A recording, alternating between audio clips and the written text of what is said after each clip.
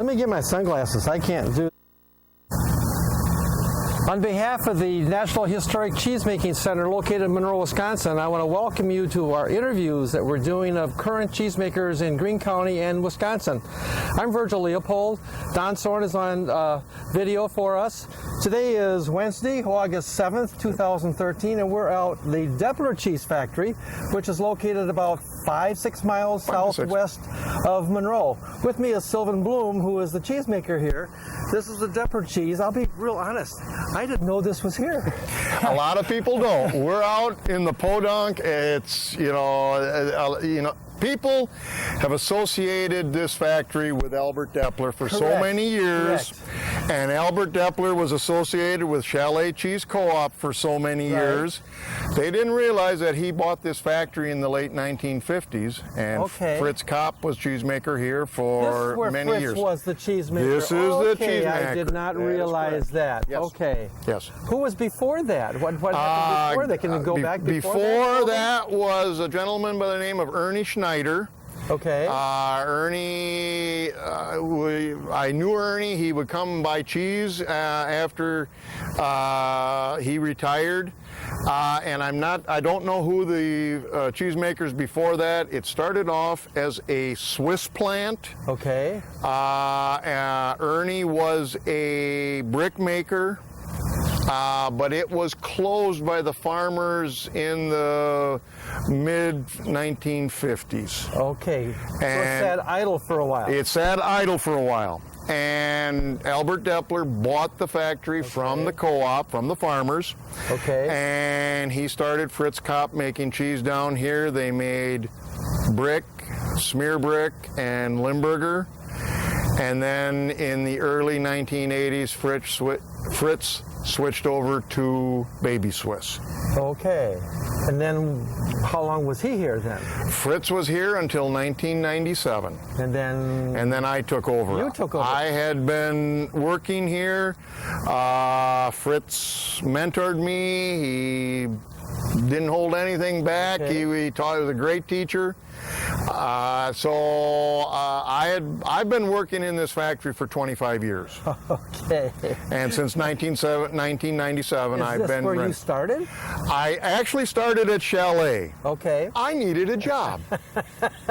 And Albert. That's a good reason. That's as good a reason as I could think of at the time. The third cheese factory I went to was the Chalet Co-op. I was there for about 9 months.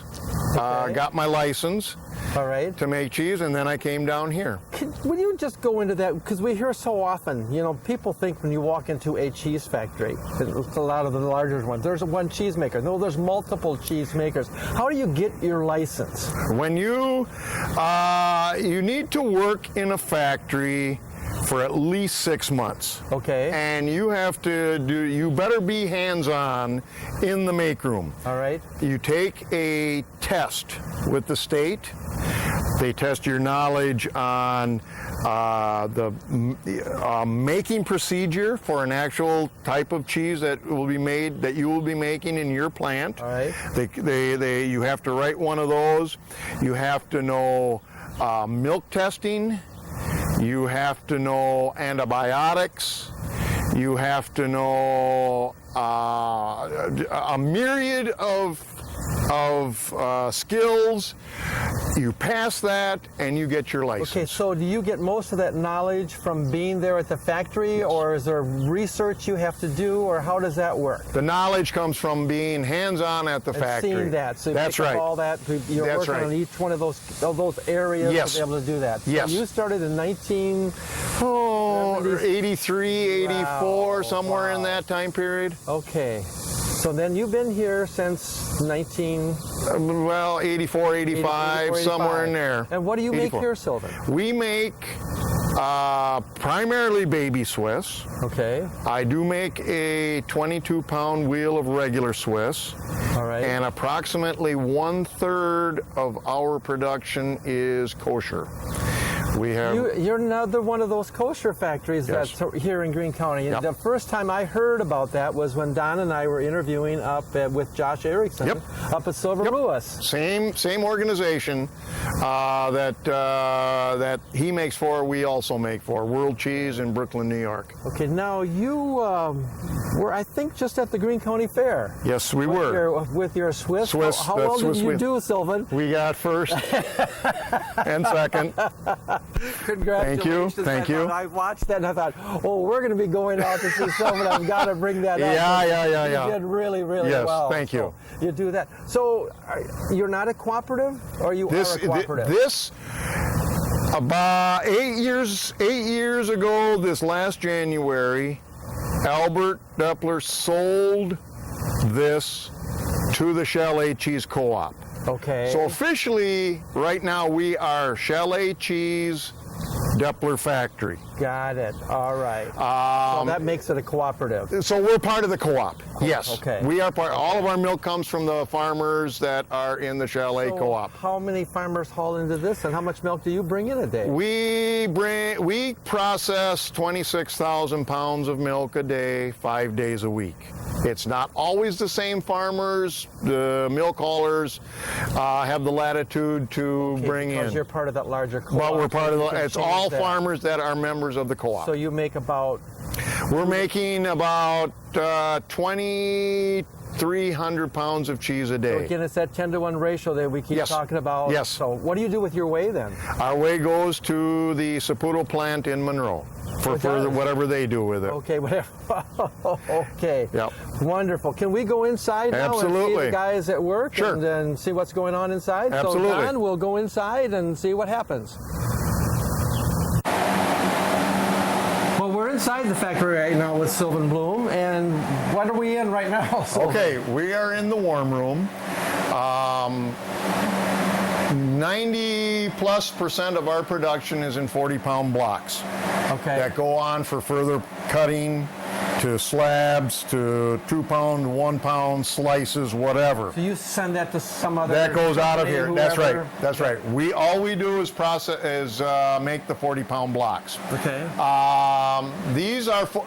This stack of 40-pound blocks here is one vat. This is about 1,150 pounds of cheese right here. Okay. We've identified it as to what day, what vat it was. And the packages are put in with these liners so they hold their form. The cheese is soft right now. It would squash if it didn't have this 40-pound liner and this lid. This is a development of Mr. Albert Deppeler. Okay. These lids. So we have them in lids and liners. They are sealed. It's in a plastic bag, and it will. The cheese is in the warm room until it is approximately 14 to 16 days of age. All right. At that time, it develops its eyes. One of the starters that we put in is called Propioni bacteria. That is what also called the eye former. And what that does, when the cheese gets to the proper temperature and proper pH, as it will in this room, All right. it will start to form two products. One is lactic acid, which we like. The tongue likes lactic acid. That That's gives the cheese. taste- That's that the gives cheese. us the taste that we yes, have. it does. Okay. The other thing it produces is carbon dioxide. And that carbon dioxide has to go somewhere. And it finds a weak spot in the body of the cheese, and it forms an eye. That's where the ice. So the body of the cheese has to be elastic enough that it will stretch. If it's not elastic enough, it'll split, crack, whatever. There is a myriad of defects in eyes in the Swiss type cheese, and it's primarily because it has to go through this warm room process to develop the eyes. It is most cheese, it's made, it's in the cooler the same day or the next day. See, one of the questions that Don and I have asked in our interviews, what's the hardest cheese to make? And they said Swiss, because you've got to wait for that to start, because you never know if it's going to turn out exactly right. You can do everything the same, and something may happen. Exactly right. Exactly right. That's the way it is.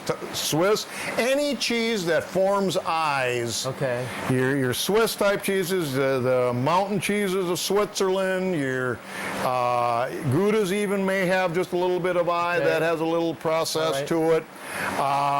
Any cheese that goes through a warm room process where it has to take time at a high temperature, this being a high temperature, it can develop any kind of defects. Okay, Silvan, so this will be shipped to some company who will cut it up however they want to cut it up. Yes. So now, do you test that before it goes so that you know it's quality that you want, or how does that work? We test every vat the day after it's made. Okay. For coliforms, general coliforms and E. coli in particular. Okay, but how about to know that it's got the proper eyes that you want? Oh, we test that. Let me show you. You might want to shut that off for a second. You're fine. Okay, one of the things that the little tester, we have shown that when we go out and do the tours of the National Historic Cheesemaking Center. So you plug that down? We plug it. Let me see what days we have, 24s. Now, is all this already sold, to be honest? Pretty much, or? The kosher is all sold to World Cheese at That's already done. So yes. That's a large part of our non-kosher 40s go to Trader Joe's. Oh, okay. So we do sell to Trader Joe's. My gosh, like the Trader Joe's that we go to in Madison. Oh my gosh. Okay. If you get the Swiss, that's our Swiss. I think this is.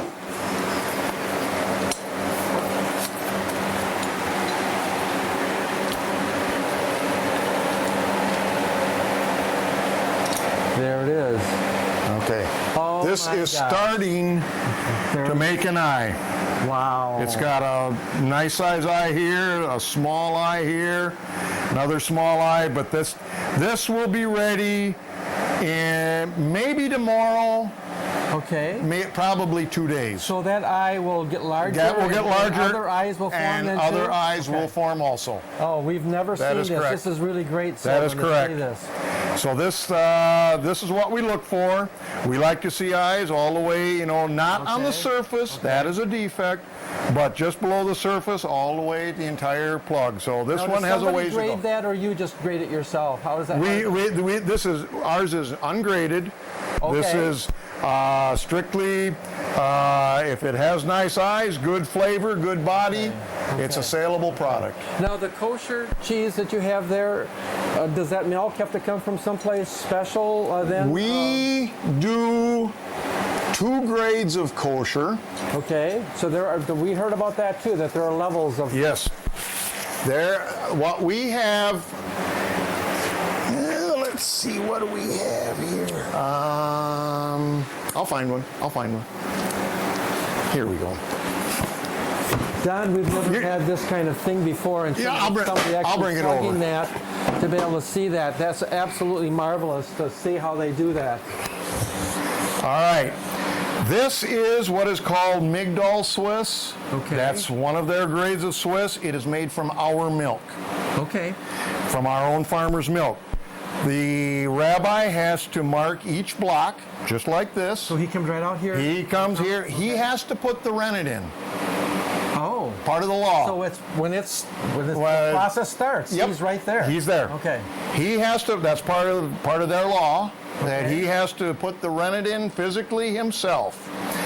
And he has to mark each block of cheese, just like this, so that they can identify it when it goes to the cut and wrap. Okay. Oh, so it's a special kind of wrap also. Oh, he has to be, a rabbi has to be at the cut and wrap also to make sure that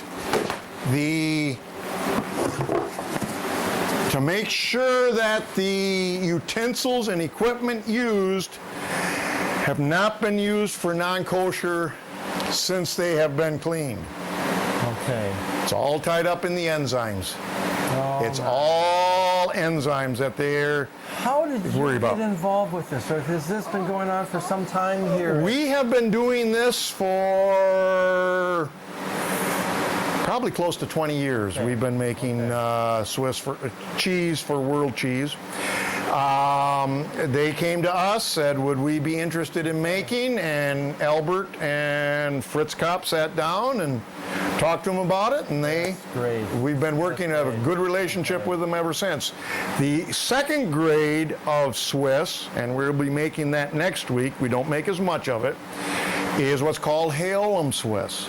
There, a rabbi goes to the farm, makes sure that the tanker is empty, seals it, they fill it with milk, he seals it again, then they bring that milk to ours. And that's totally kept separate. That's totally kept separate, 100%. That's different laws, different rules, rabbi, and different procedures that we have to do. Okay. We have to kosherize our pasteurizer. Make sure that hasn't got any bad enzymes in it. Oh my! But that's a specialty market, but a growing market. The kosher is. Yeah, because Josh Erickson talked about they actually bring some of their milk down from Green Bay. That's where ours comes from. That's where our supervised milk comes from. That milk come next Monday. Wow. Okay. Rabbi will be here when the tanker arrives. Okay. He has to make sure that the seals are still on. He has to, when we are done unloading, he seals up our holding tanks. Okay. So that we don't add any non-kosher milk to it. They're very specific.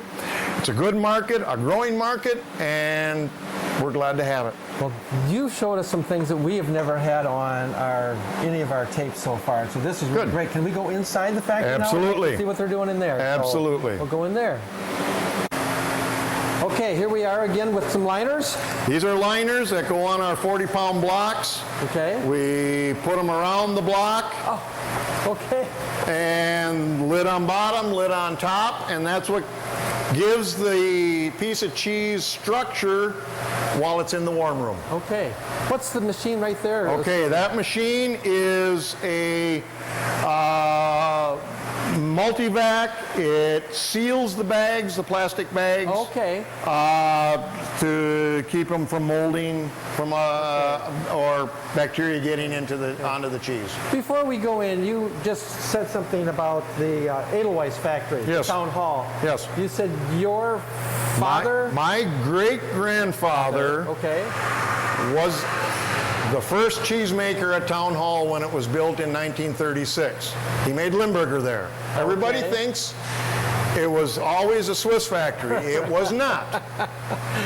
He had been making cheese at the Schuler-Bontley factory for a number of years prior to that. He and one of his sons, not my grandfather, but another son, actually helped build the factory in the construction of it.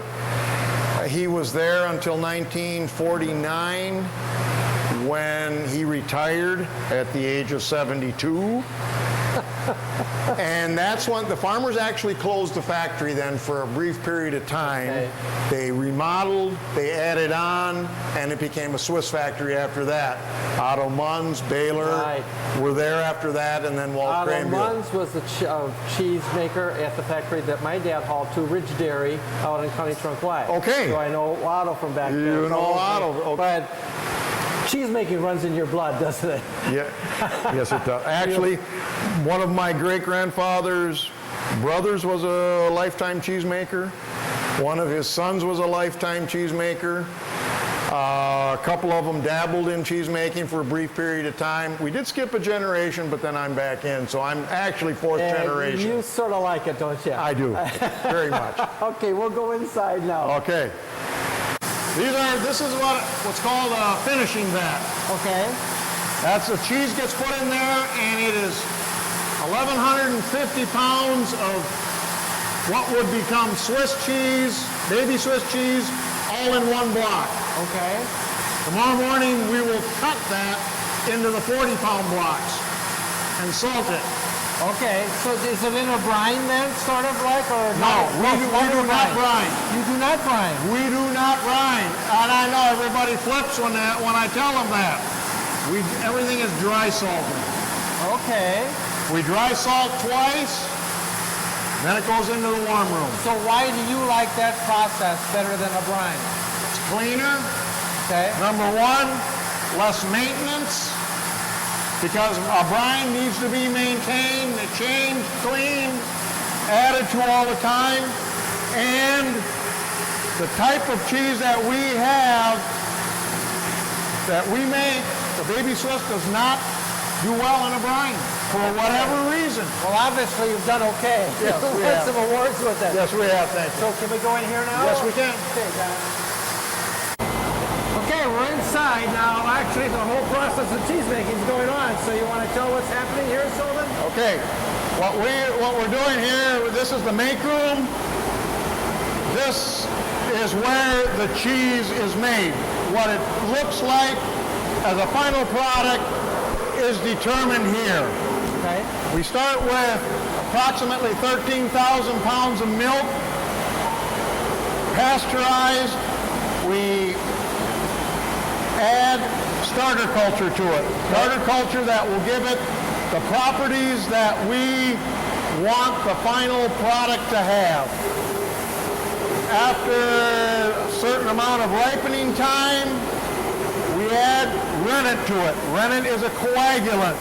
Okay. When it coagulates to approximately the consistency of yogurt, we cut it into 1/4-inch cubes. Stir it, take whey off of it. We make what's called a wash curd cheese. We take a portion of the whey off, we add water back to it. What you're doing in the cheese making process is controlling the sugar, the lactose that's in the milk. Lactose is what the bacteria and other microorganisms feed on, including your bacteria, your starter cultures that you put into it. There comes a point where you do not want any more bacterial action, or you want to reduce it. And you do that by taking the sugar out, by getting rid of the sugar. By the time it leaves the warm room, you want 0 sugar left in your cheese. And it's done. It's done. Okay. It's made. From that point on, enzymes take over for the flavor production. Okay. We cut it, we drain whey, we add water back to it, we cook it, taking it up to a specified temperature, and then we stir it. And what that does is it gets moisture, which has the sugar in it, out of each individual particle of curd.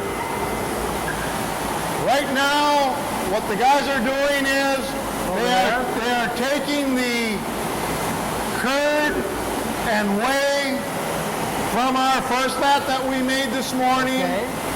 And when they're done, they will have separated all the whey from the curd. The curd will be one solid mass in the bottom of that, what's called a finishing vat. Okay. And we will, tomorrow morning, cut that into 40-pound blocks, 28 40-pound blocks. There will be some residual sugar left in that and whey left in that block. We salt the cheese tomorrow morning, and that does a number of things. Number one, we like salt. We like to eat salt. We like things salty. Number two, as the salt enters the block of curd, it expels whey. More of the whey comes out. More of that sugar comes out. And number three, the salt on the exterior of that block of cheese makes for an environment that is not conducive to bacteria, yeast, and molds growing on the surface. Oh my. So that Okay. it's a protectant besides being flavor and helping with the sugar control. Can we walk over there, Silvan? Absolutely. So what you see are those little curds, That's right? the little curds, each individual little curd, and that will knit into a solid mass that we saw in the warm room. And that's okay. And That's what's just in that bag. that's right in there. And tomorrow morning we will cut that into 40-pound blocks. Salt it the next day. That's Friday, and Saturday it'll be wrapped.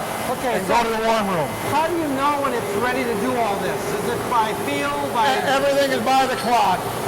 Everything is timed. Really? We have the procedure.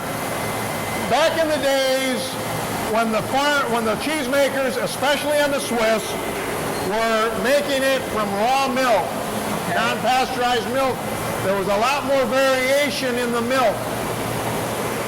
Pasteurizing takes a lot of those variations out of the milk.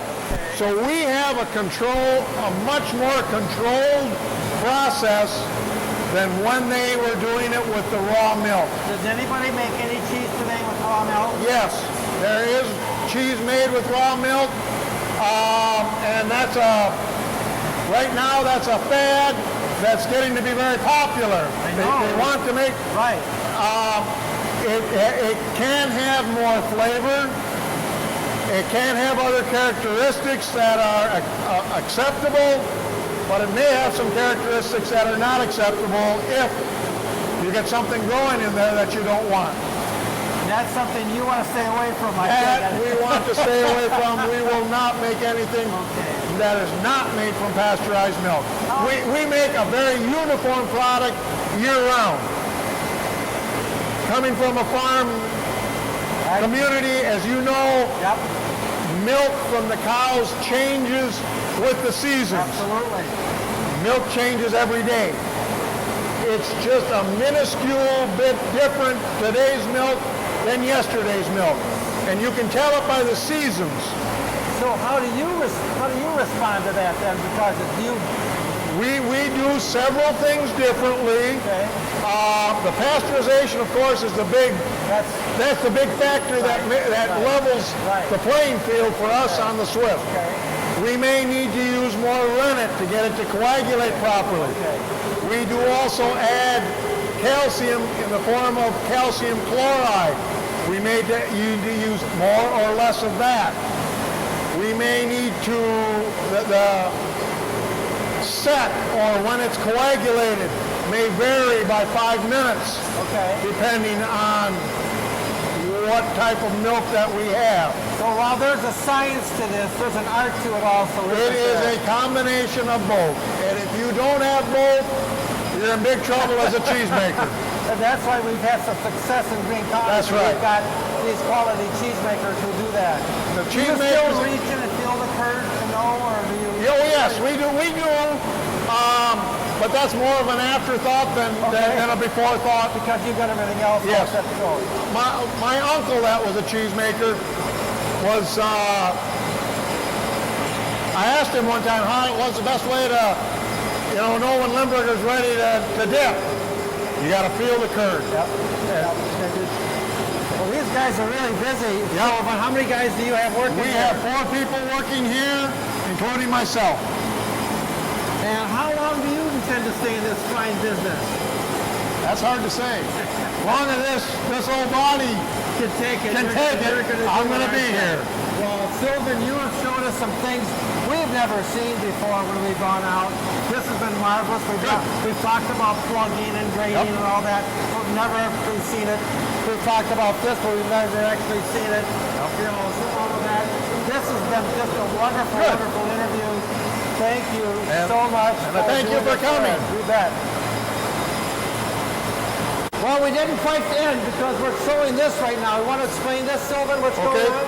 What we're doing, this is the curd in the way, in the make vat before it's dipped. We're pushing with a rake to get an even slurry or combination of curd and whey to go through the pump to be distributed in the finishing vat. If it is not relatively uniform as it goes into the vat.